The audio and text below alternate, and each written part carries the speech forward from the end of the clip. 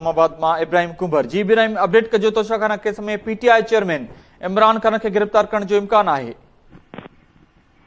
जी बिल्कुल, इस्लामाबाद जी जेका अदालत है उन्हें तोशाखाना केस में इमरान खान के बार बार तलब कयो उन्हें जे बावजूद इमरान खान पेश न थियो। इमरान खान उन्हें ॾींहुं 28 फरवरी ते इस्लामाबाद में ही हो मुख्तलिफ अदालतुनि में उनकी हाज़िरी हुई। उन बावजूद जेका असां एडिशनल सेशन जज ज़फर इकबाल जी अदालत में इमरान खान पेश न थियो, जंहिंजे करे जेका असां पेश न थियण जे बुनियाद ते इमरान खान जा गिरफ़्तारी वारंट जारी कया विया अदालत तरफ़ां ऐं नाक़ाबिल ज़मानत वारंट हुआ। अदालत हुकुम ॾिनो त इमरान खान के गिरफ़्तार करे पेश कयो वञे।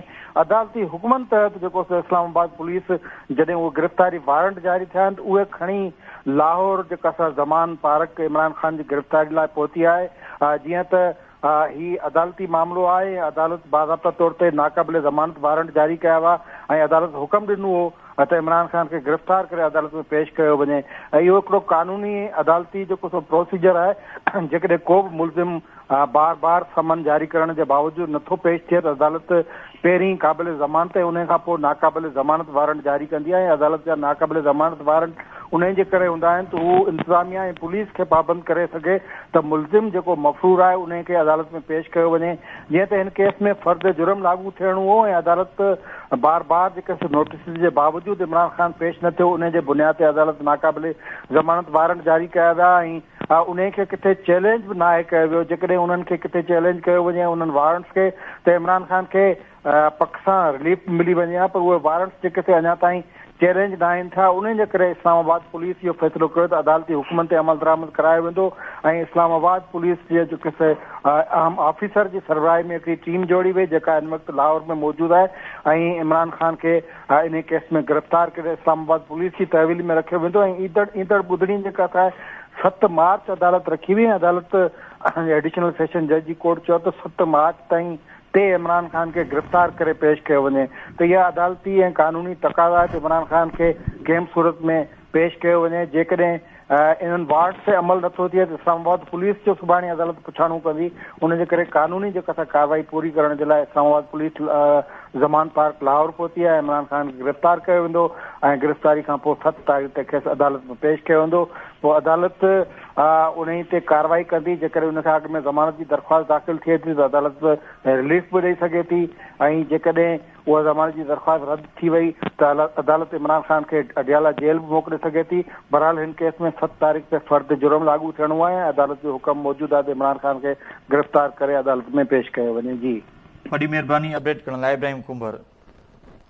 नाज़रीन, नवां अपडेट की तोशाखाना केस में पीटीआई चेयरमैन इमरान खान के गिरफ़्तार करने जो इम्कान है। इस्लामाबाद पुलिस की टीम इमरान खान की गिरफ़्तारी जा वारंट खणी लाहौर पहुची वही है। इन वक्त पुलिस टीम लाहौर के जमा पार्क में मौजूद है। एक तरफ कारकुन आहिनि त ॿिए तरफ पुलिस है। शिकतान वारी सूरत हाल है। अव्हांखे अपडेट कयूं त इस्लामाबाद की मक़ामी अदालत इमरान खान की गिरफ़्तारी जा वारंट पहिरियां ही जारी करे छॾिया आहिनि।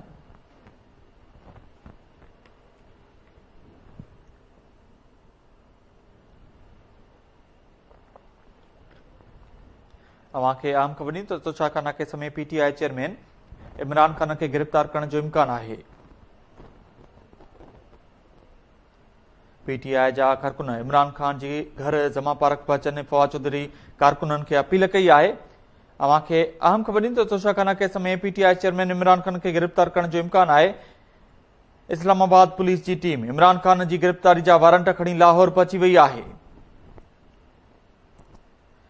इस्लामाबाद पुलिस की टीम इमरान खान की गिरफ़्तारी जा वारंट खणी लाहौर पहुची वही है।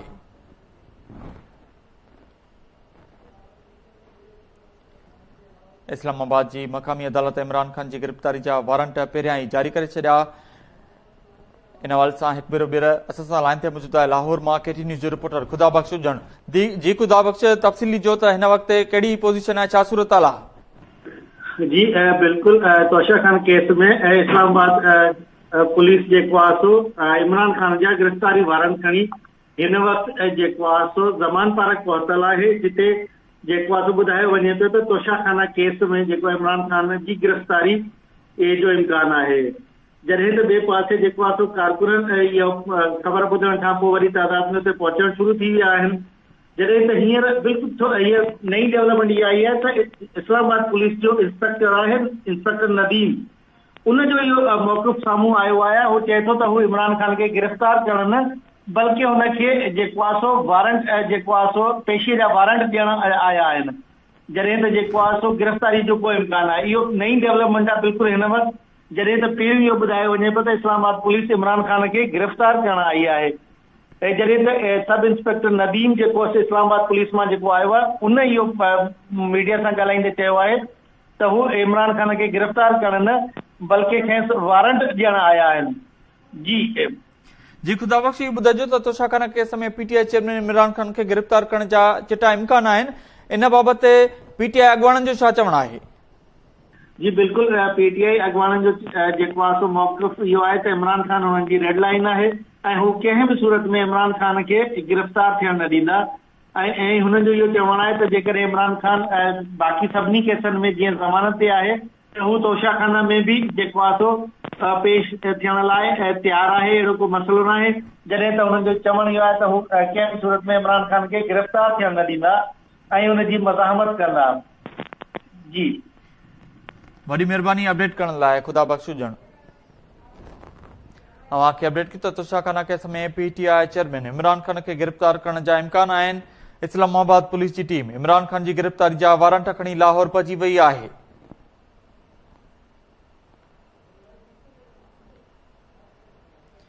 अव्हांखे अपडेट कयूं त पीटीआई जा कारकुन इमरान ख़ान जे घर जमा परख पहुचनि, फवाद चौधरी कारकुननि खे अपील कई आहे। इस्लामाबाद जी मक़ामी अदालत इमरान ख़ान जी गिरफ़्तारी जा वारंट पहिरियां ई जारी करे छॾिया। अव्हांखे अहम ख़बर ॾियूं त तोशाखाना केस में पीटीआई चेयरमैन इमरान ख़ान खे गिरफ़्तार करण जा इम्कान आहिनि। इस्लामाबाद पुलिस जी टीम इमरान ख़ान जी गिरफ़्तारी जा वारंट खणी लाहौर पहुची वई आहे।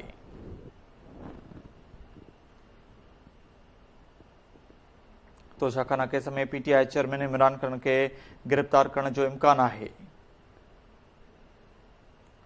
फवाद चौधरी चयो त इमरान ख़ान खे गिरफ़्तार करण जी कोशिश हालतूं ख़राब करे सघनि थियूं। अव्हांखे ॿुधायूं त पीटीआई अॻुवाण फवाद चौधरी चयो त पाकिस्तान खे वधीक बुरान में न धिकियो वञे, होश मां कमु वरितो वञे।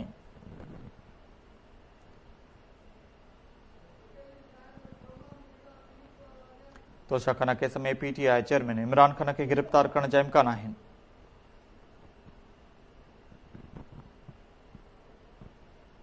ख़बर अव्हांखे ॾियूं त तोशाखाना केस में पीटीआई चेयरमैन इमरान ख़ान खे गिरफ़्तार करण जो इम्कान आहे।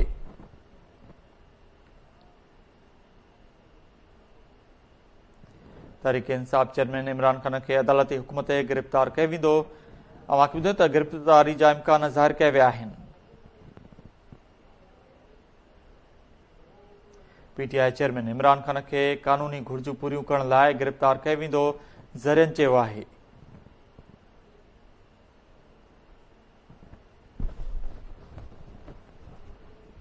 एक बार रस सां लाइन ते मौजूद आहे केटी न्यूज़ जो रिपोर्टर गुलाम रसूल कुंबर। जी गुलाम रसूल, अपडेट कजो हिन वक़्तु छा सूरत हाल आहे? जी पीटीआई जे चेयरमैन इमरान ख़ान खे कानूनी घुर्जूं पूरियूं करण लाइ हिरासत में वठण जो फ़ैसिलो कयो वियो आहे। इहो फ़ैसिलो जेको आहे तोशाखाना केस में अदालत तरफ़ां गिरफ़्तारी वारंट जारी थियण वारे फ़ैसिले जी रोशनी में कयो वियो आहे। इन सिलसिले में इस्लामाबाद जो पुलिस इख़्तियारियुनि जेको आहे उन जे ज़रिए इहा दावा कई आहे त पुलिस गिरफ़्तारियुनि जे लाइ ख़ुसूसी टीमूं जेके आहिनि उहे जोड़े वरितियूं आहिनि। कंहिं बि वक़्तु इमरान ख़ान जी गिरफ़्तारी लाइ जेका इस्लामाबाद पुलिस जी जेका छापामार इहा टीम आहे उहा टीम बनी गाला पहुची इमरान ख़ान खे हिरासत में वठी सघे थी। इमरान ख़ान खे तोशाखाना केस में पेश न थियण ते अदालत संदसि गिरफ़्तारी वारंट जारी कया हुआ। उन वारंट जारी थियण खां पोइ इस्लामाबाद जी इख़्तियारियुनि इहो फ़ैसिलो कयो आहे त इमरान ख़ान खे अदालती हुकुमनि तहत गिरफ़्तार करे अदालत में पेश कयो वञे। उन हवाले सां का मज़ामत जेका उहा बि साम्हूं अची सघे थी। पीटीआई जा जेके कारकुन आहिनि उन्हनि खे बि पीटीआई जी जेका क़यादत आहे उहा बनी गाला पहुचण जी काल ॾेई सघे थी, पर अञा ताईं अहिड़े क़िस्म जी का बि काल जेका आहे उहा कारकुननि खे पीटीआई जे क़यादत तरफ़ां न ॾिनी वई आहे। बहरहाल जेके ख़ुसूसी टीमूं जोड़ियूं वयूं आहिनि इमरान ख़ान जी गिरफ़्तारी लाइ, उन बाबति ज़रियनि जो दावा आहे त बाज़ाब्ता तौर ते इस्लामाबाद पुलिस इहो फ़ैसिलो करे चुकी आहे त अदालती हुकुमनि ते अमल दरामद कंदे इमरान ख़ान खे गिरफ़्तार करे अदालत में पेश कयो वञे। जी, वॾी महिरबानी अपडेट करण लाइ गुलाम रसूल कुंभर। अव्हांखे अपडेट कयो त तोशाखाना केस में PTI चेयरमैन इमरान खान खे गिरफ़्तार करण जो इम्कान आहे। इस्लामाबाद पुलिस जी टीम इमरान खान जी गिरफ़्तारी जा वारंट खणी लाहौर पहुची वई आहे। इस्लामाबाद जी मक़ामी अदालत इमरान खान जी गिरफ़्तारी जा वारंट पहिरियां ई जारी करे छॾिया आहिनि। अव्हांखे अहम ख़बर ॾियूं त तोशाखाना केस में PTI चेयरमैन इमरान खान खे गिरफ़्तार करण जो इम्कान आहे।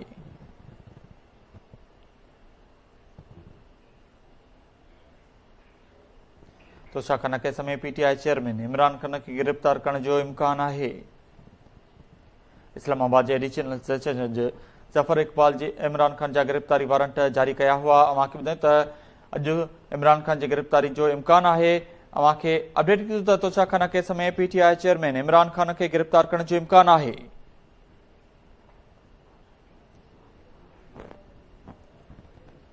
फवाद चौधरी चयो त इमरान खान खे गिरफ़्तार करण जी कोशिश हालतूं ख़राब थी सघनि थियूं। अव्हांखे ॿुधायूं त पाकिस्तान खे वधीक बुरान में न धिकियो वञे, होश मां कमु वरितो वञे। फवाद चौधरी ट्वीट जारी कयो आहे। फवाद चौधरी चयो त मां हिन नाइल ऐं पाकिस्तान दुश्मन हुकूमत खे ख़बरदार करियां थो।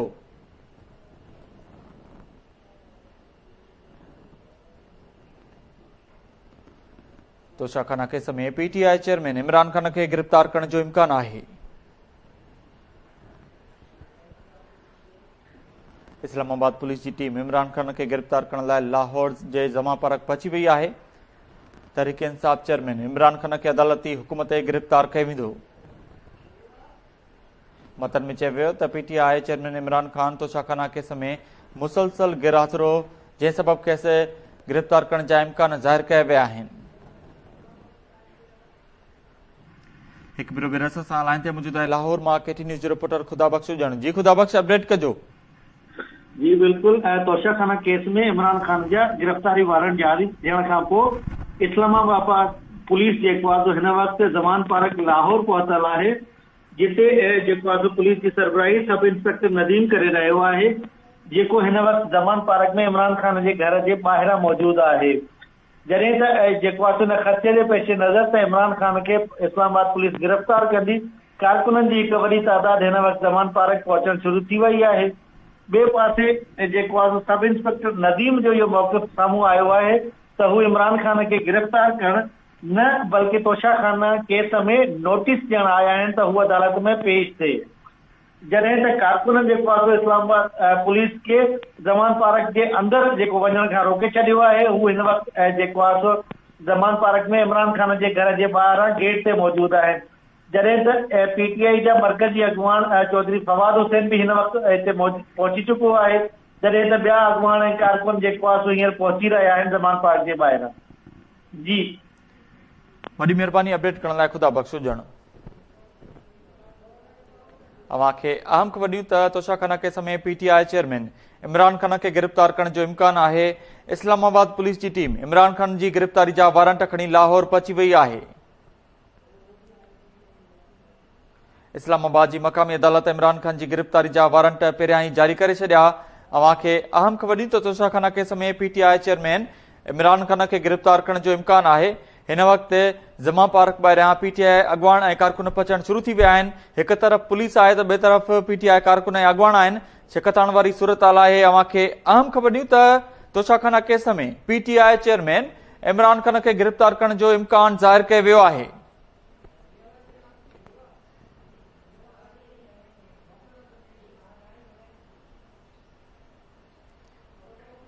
PTI अॻवान फवाद चौधरी चयो आहे त नाइल हुकूमत खे ख़बरदार करियां थो त पाकिस्तान खे बहरान ॾांहुं न धिकियो ऐं होश खां कमु वठो। अव्हांखे अहम ख़बर खां आगाह कयूं त तोशाखाना केस में PTI चेयरमैन इमरान खान खे गिरफ़्तार करण जो इम्कान ज़ाहिर कयो वियो आहे। इस्लामाबाद पुलिस जी टीम इमरान खान जी गिरफ़्तारी जा वारंट खणी लाहौर पहुची वई आहे। अव्हांखे अपडेट कयो त इस्लामाबाद जी मक़ामी अदालत इमरान खान जी गिरफ़्तारी जा वारंट पहिरियां ई जारी करे छॾिया।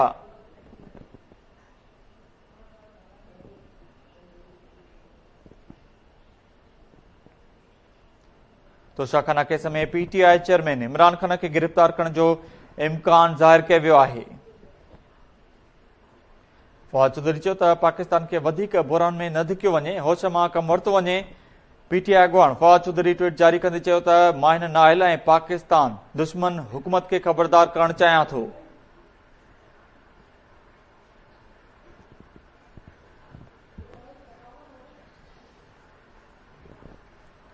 तोशाखाना केस में पीटीआई चेयरमैन इमरान खान के गिरफ्तार करण जो इम्कान ज़ाहिर कयो वियो आहे। इस्लामाबाद पुलिस की टीम इमरान खान की गिरफ्तारी जा वारंट खणी लाहौर पहुची वही है। इस्लामाबाद की मकामी अदालत इमरान खान की गिरफ्तारी जा वारंट पहिरियां ई जारी करे छॾिया।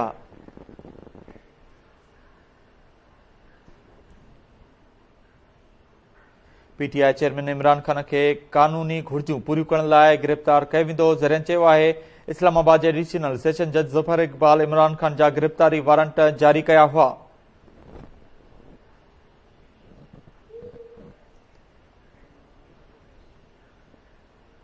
फवाद चौधरी रद्द अमल में चयो आहे त इमरान खान जी इम्कानी गिरफ्तारी खां पोइ कारकुननि खे फौरी तौर जमा पार्क पहुचण जी हिदायत कई आहे। इमरान खान खे गिरफ्तार करण जी कोशिश कई वई त हालतूं ख़राब थी सघनि थियूं।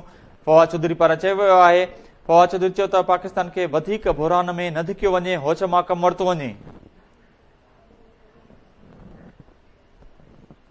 तोशाखाना केस में पीटीआई चेयरमैन इमरान खान खे गिरफ्तार करण जो इम्कान ज़ाहिर कयो वियो आहे।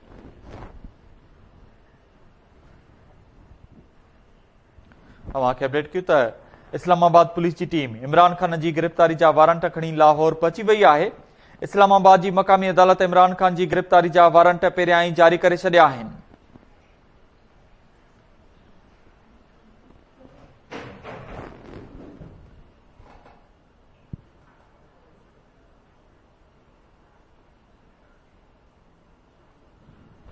अवांखे अहम ख़बर खां क्यों त तोशाखाना केस में पीटीआई चेयरमैन इमरान खान के गिरफ्तार करण जो इम्कान है।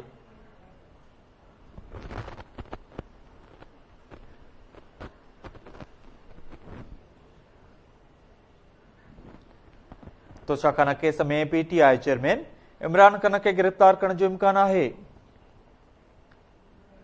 अवांखे ॿुधायूं त इस्लामाबाद पुलिस की टीम इमरान खान की गिरफ्तारी जा वारंट खणी लाहौर पहुची वही है। इस्लामाबाद की मकामी अदालत इमरान खान के गिरफ्तारी जा वारंट पहिरियां ई जारी करे छॾिया आहिनि।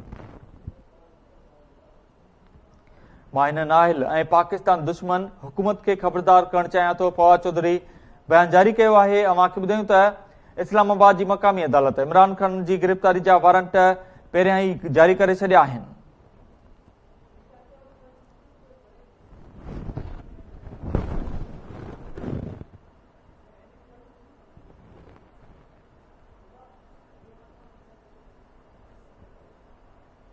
बाखबर रहो हर खबर खां।